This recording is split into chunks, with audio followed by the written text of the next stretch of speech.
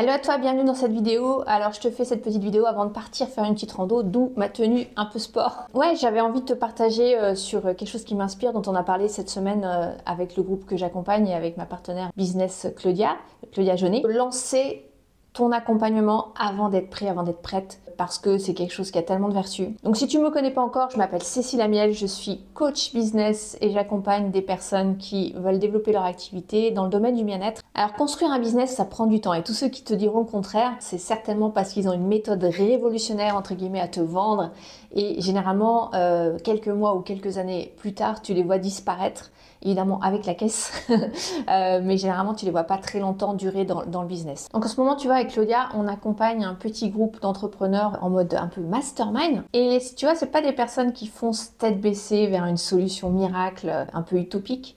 Ce sont des personnes que j'appelle des sages explorateurs, c'est-à-dire des personnes qui sont engagées vers leur réussite, mais tu vois, qui veulent construire les choses et qui savent que on n'est pas en train de courir un sprint, mais plutôt un marathon. Depuis le lancement de ce groupe, je passe beaucoup plus de temps sur l'accompagnement des clients que sur la promotion même de ce programme, parce que je crée chaque semaine un workshop qui dure 1h30, 2 heures, voire peut-être un peu plus, avec workbook qui va avec, pour leur transmettre toute la méthode.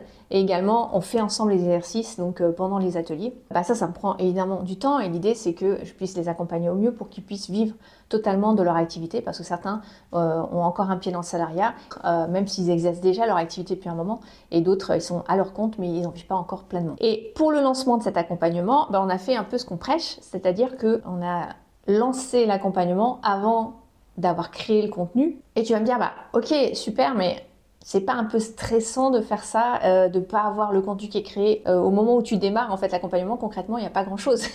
Et donc, est-ce que ça, c'est pas un peu stressant? Moi, je dirais qu'au contraire, c'est assez stimulant et surtout, ça présente beaucoup d'avantages. Premier avantage, c'est que tu crées un contenu qui est totalement adapté aux besoins de tes clients du moment. Ces besoins, tu vas aussi les identifier au fur et à mesure. Bien sûr, il y a la méthode, mais après, il y a des choses que peuvent te demander tes clients qui peuvent être une valeur ajoutée dans le programme que tu n'avais pas forcément prévu. Et c'est comme ça qu'après suggestion par exemple d'une des membres, on a créé un point feedback sur les devoirs entre guillemets des élèves. C'est-à-dire que pendant les ateliers, on fait ensemble partiellement, parce qu'on ne peut pas tout faire non plus, il y a des choses qui demandent un peu de réflexion, donc ils vont faire ça à la maison en dehors des ateliers.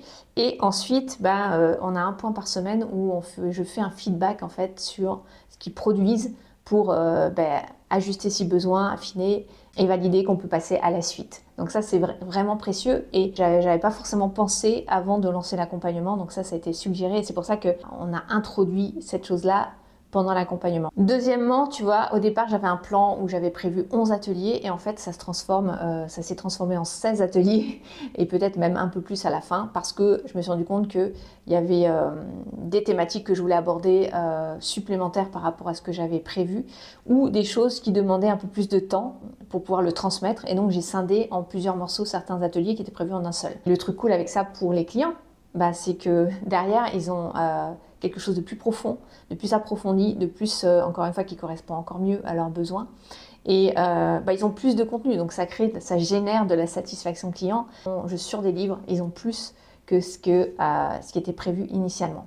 Et cerise sur le gâteau basque, puisqu'on est au Pays Basque. Comme à chaque fois je donne des illustrations, des exemples concrets de ce que donne chaque élément qu'on travaille, ça m'a permis aussi de retravailler mes propres offres, puisque je donne à chaque fois 2 exemples sur 2 offres très différentes, une qui est plus business, une qui est plus dans le développement personnel.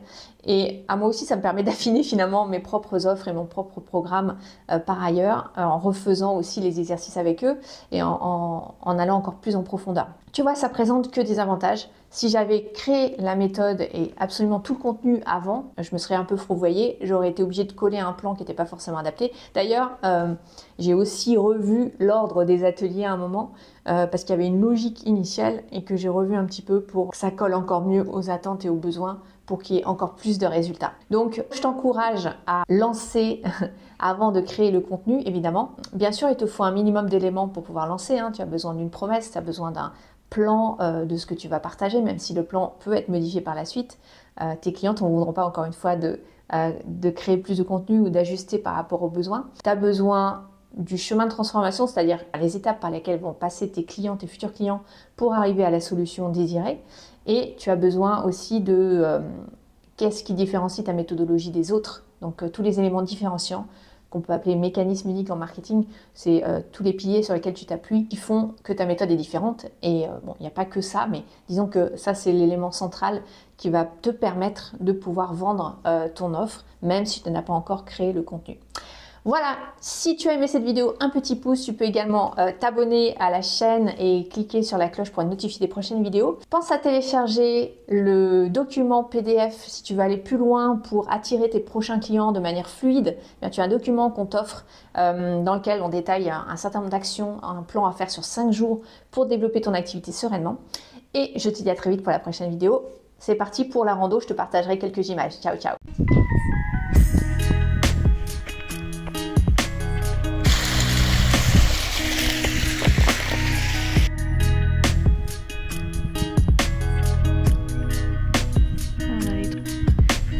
Ça vaut le coup de monter jusqu'ici quand même. On va pique-niquer ici, je pense.